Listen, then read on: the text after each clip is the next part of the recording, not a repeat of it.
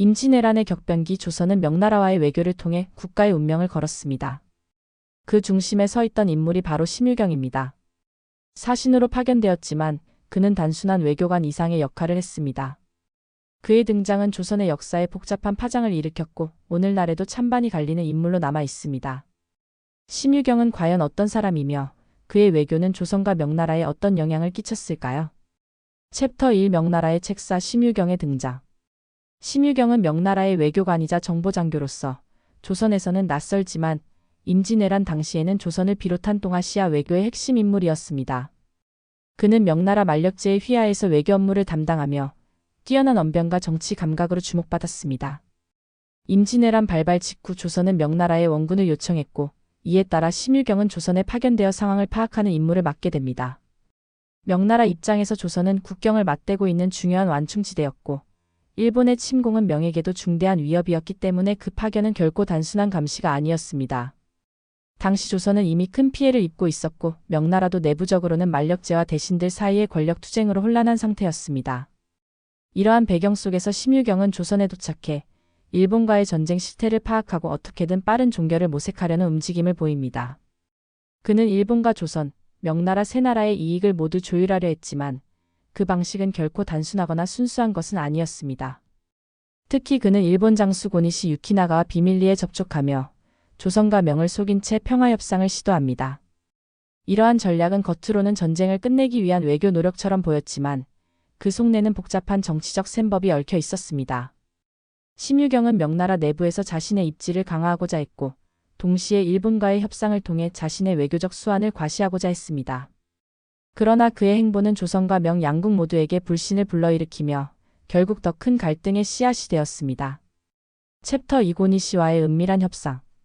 심유경의 외교 전략은 매우 파격적이었습니다. 그는 전통적인 명나라의 군사우위 논리를 넘어서 일본과의 비밀 협상을 통해 전쟁을 끝내려는 시도를 감행했습니다. 그의 협상 상대는 일본군의 주요 지휘관 중 한 명이자 조선 침략의 선봉이었던 고니시 유키나가였습니다. 고니시는 기독교 신자였고 명과의 외교적 합의를 통해 도요토미 히데요시의 정치적 위상을 높이려는 속내가 있었습니다. 이 둘의 이해관계가 맞아떨어진 순간 물밑에서 평화협상이 시작된 것입니다. 심유경은 일본이 명나라에 항복하는 형태를 통해 체면을 살리고 조선에서의 철수를 유도하려 했습니다. 하지만 이는 조선의 입장에서 받아들이기 힘든 방안이었습니다. 일본군의 퇴각과 조선의 완전한 자주권 회복이 보장되지 않는 협상이었기 때문입니다. 더군다나 고니시와의 협상 내용은 조선에 제대로 공유되지 않았고 조선 조정은 명나라가 일본과 은밀히 타협하고 있다는 소문에 분노하게 됩니다. 이 비밀 협상은 결과적으로 도요토미 히데요시에게 명나라가 자신을 국왕으로 인정할 가능성이 있다는 착각을 심어주었습니다. 이는 오히려 전쟁을 더욱 장기화시키는 계기가 되었으며 조선 입장에서도 심유경에 대한 불신이 극에 달하는 계기가 됩니다. 심유경은 도요토미에게 명나라의 직서를 위조하다시피 전달하며 체면을 세우려 했지만 그 내용은 형식적이고 모호했습니다. 결국 이 외교 시도는 조선, 일본 명 모두에게 만족스럽지 않은 결과로 이어졌고 이후의 전쟁은 더욱 격화되었습니다. 심유경은 자신의 외교적 시도가 실패로 돌아가자 조선과 명 양쪽에서 모두 비판을 받게 됩니다. 챕터 3 조선에서의 논란과 반감. 조선 조정은 심유경의 외교 행보에 극심한 불신을 품게 되었습니다. 특히 그가 고니시와 은밀히 접촉한 사실이 밝혀지면서 심유경은 명나라 사람이지만 동시에 조선의 적처럼 인식되기도 했습니다. 조선의 재상들과 신료들은 명이 진심으로 조선을 돕고 있는지 아니면 자국의 이해관계만을 따지는지를 의심하기 시작했습니다. 특히 유성룡과 같은 인물은 심유경의 처신을 비판하며 그의 활동을 경계했습니다. 또한 심유경이 일본에 전달한 명나라 직서 내용이 조선에 제대로 공유되지 않았다는 점도 큰 문제였습니다. 조선 입장에서는 외교적 배제당한 느낌을 받았고 이는 명나라에 대한 불만으로 이어졌습니다. 일각에서는 심유경이 조선을 하위 파트너로만 인식한 것이 아니냐는 해석도 있었습니다. 임진왜란이라는 절체절명의 순간에서 조선은 명에 의존하면서도 동시에 자존심을 지키기 위한 균형을 고민하고 있었습니다. 심유경은 결국 조선 내에서 정치적 신뢰를 잃게 됩니다. 조선 왕실은 그를 더 이상 외교 파트너로 받아들이지 않았고 심유경의 이름은 이후 역사서에서도 비판적으로 언급되기 시작합니다. 그러나 그의 외교 시도는 단순히 배신으로만 치부하기에는 복잡한 정치적 계산이 얽혀 있었고 이는 오늘날에도 역사적으로 재조명되는 이유이기도 합니다. 챕터 4 명나라 내부의 평가와 몰락. 심유경의 외교적 행보는 명나라 내부에서도 논란이 많았습니다. 그는 일시적으로 도요토미와의 접촉을 통해 성과를 내세웠지만 이는 곧 내부 반발에 부딪힙니다. 명의 조정은 일본과의 협상이 너무 부적절하다고 판단했고 일부 대신들은 심유경이 자의적으로 외교를 진행하며 황제를 기만했다고 주장했습니다. 특히 조선 내에서의 비판 여론이 명나라로 전달되면서 그의 입지는 빠르게 흔들리기 시작합니다. 만력제 역시 처음에는 심유경의 활동을 묵인했지만 이후 그의 행동이 국제적으로 문제를 일으키자 거리를 두기 시작했습니다. 결국 심유경은 정치적 책임을 지게 되었고 조정에서 배제되며 그의 정치 생명은 사실상 끝나게 됩니다. 외교의 실패뿐만 아니라 정적들의 공격도 심유경 몰락의 큰 원인이었습니다.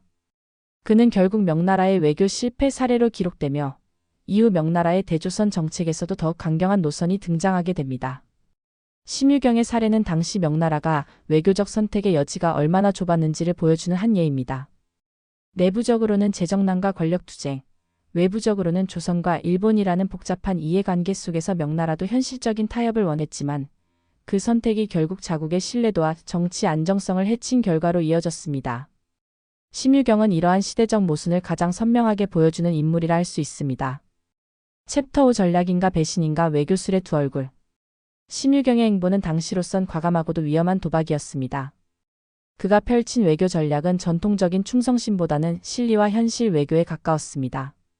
그러나 그가 속였던 대상이 조선이었고 무력 침략의 피해 당사자였다는 점에서 배신자라는 오명이 붙었습니다. 역사학자들은 그에 대해 엇갈린 평가를 내리고 있습니다. 한쪽에서는 그를 전쟁 종식을 시도한 외교적 천재로, 다른 쪽에서는 정략의 눈먼 기회주의자로 봅니다. 실제로 그는 고니시 유키나가와의 외교 채널을 통해 도요토미 히데요시의 전쟁 의도를 완전히 꿰뚫고 있었으며 일본이 명나라를 상대로 대등한 관계를 요구하고 있다는 사실도 잘 알고 있었습니다. 하지만 그는 이 사실을 명나라 조정과 조선 조정 모두에 온전히 공유하지 않았습니다. 왜냐하면 협상을 성공시켜 자신이 평화의 중재자로 역사에 남기를 원했기 때문입니다. 그 욕심이 외교의 투명성을 무너뜨린 셈이었습니다. 그러나 역설적으로 그가 협상했던 내용들이 명과 조선 양국 모두를 일본의 의도에 대해 경계하게 만들었고 이는 후속 군사적 대응에도 영향을 미쳤습니다. 즉 그의 외교는 실패했지만 정보 차원에서는 일종의 경고를 남긴 셈이었습니다. 하지만 당시로서는 이 모든 것이 음모와 배신으로 보일 수밖에 없었고 그에 대한 평가 역시 오랜 세월 뒤에야 일부 긍정적으로 재해석되기 시작했습니다. 챕터 6 일본의 속내를 꿰뚫다. 심유경이 가졌던 가장 큰 장점 중 하나는 일본의 내정과 전략을 상당히 명확히 파악하고 있었다는 점입니다. 그는 도요토미 히데요시가 단순히 조선을 점령하고자 하는 것이 아니라 명나라와의 외교 관계 속에서 국왕으로 인정받고자 하는 정치적 야망을 가지고 있음을 정확히 간파했습니다. 이런 분석은 단순한 외교 문서 해석이 아닌 일본 측 고위층과의 교섭 경험에서 비롯된 것이었습니다. 그는 이러한 정보를 명나라 조정에 간접적으로 보고하며 전면전보다는 정치적 타협이 가능하다는 시그널을 보냈습니다. 명의 입장에서는 전쟁보다 외교적 해결이 훨씬 경제적이었기에 그의 보고는 일정 부분 수용되었습니다. 그러나 이 판단은 도요토미의 본심을 완전히 오해한 것이기도 했습니다. 도요토미는 단순한 체면이 아니라 실질적인 중국 침입을 계획하고 있었기 때문입니다. 그 결과 명은 일본과의 외교에서 중도적인 입장을 유지하며 실질적 군사 대응이 늦어졌고 조선은 그 사이 더 큰 피해를 입게 되었습니다. 이 모든 판단 착오의 중심에 심유경이 있었던 셈입니다. 그는 일본의 속내를 파악했지만 그것을 자신의 방식으로만 해석했고 그 해석이 명과 조선 모두를 오판하게 만든 결정적 계기가 되었습니다. 챕터 7 역사 속 재평가의 움직임. 현대에 들어서면서 심유경에 대한 재평가 움직임이 조심스럽게 시작되었습니다. 과거에는 그의 이름만 들어도 배신자, 위선자로 불렸지만 최근의 역사학자들은 그가 펼쳤던 외교적 시도가 단순히 개인적 욕망 때문만은 아니었다는 점에 주목하고 있습니다. 그는 명나라 내부의 정치 구조 속에서 움직였고 조선이라는 타국에서 그 외교적 모험을 감행해야 했습니다. 이는 지금으로 따지면 복잡한 국제기구의 실무 책임자가 이중 압박 속에서 타협을 모색하는 것과 비슷한 상황이었습니다. 그가 명나라의 대외 정책 결정에 있어 실질적 영향력을 행사했다는 점도 중요합니다. 단순히 사신으로 조선에 파견된 것이 아니라 실제로 전쟁을 종결할 수 있는 핵심 키맨으로 활동한 것입니다. 그의 전략은 결과적으로 실패로 귀결되었지만 그가 가진 정세 판단 능력과 전략 구상 능력은 무시할 수 없습니다. 일본학과 동아시아 외교사를 전공하는 학자들 사이에서는 심유경을 최초의 다자간 외교 시도자로 보는 시각도 존재합니다. 비록 결과가 좋지 않았지만 그는 하나의 외교 모델을 제시한 셈이었고 이는 당시로선 혁신적인 접근이었습니다. 챕터 8 심유경 외교의 경계에 선 인물. 심유경은 조선과 명나라, 일본 사이의 선 외교적 경계인이었습니다. 그가 섰던 자리는 모두가 이익만을 추구하는 거대한 힘의 충돌점이었고 그 한복판에서 그는 외교라는 무기를 들고 나아갔습니다. 그러나 외교는 칼보다 무딜 수 있으며 신뢰가 없으면 그 무기는 무용지물이 됩니다. 심유경은 그 사실을 너무 늦게 깨달았고 결국 역사 속에서 실패한 외교관으로 남게 되었습니다. 하지만 그는 한편으로는 동아시아 외교사의 전환점을 보여주는 인물입니다. 명분과 실리 사이, 충성과 기회주의 사이, 전쟁과 평화 사이에서 그는 끊임없이 선택하고 계산했습니다. 그 복잡한 내면이 지금의 시각에서 보면 한 사람의 영웅도 악인도 아닌 단지 시대의 상징처럼 다가옵니다. 그렇게 그는 외교의 경계에 선 인물로 조선의 역사 속에 남게 되었습니다. 심유경은 실패한 외교관으로 기억되지만 그가 남긴 흔적은 단순한 오점이 아닙니다. 그는 전쟁과 외교, 이념과 현실의 틈새를 오간 시대의 산물이었고 우리가 동아시아 역사를 이해하는 데 있어 중요한 관찰점입니다. 인간적인 욕망과 시대의 요구가 맞물린 그 삶을 통해 우리는 외교의 본질을 다시 생각하게 됩니다. 또 다른 이야기가 궁금하다면 구독과 좋아요 부탁드립니다.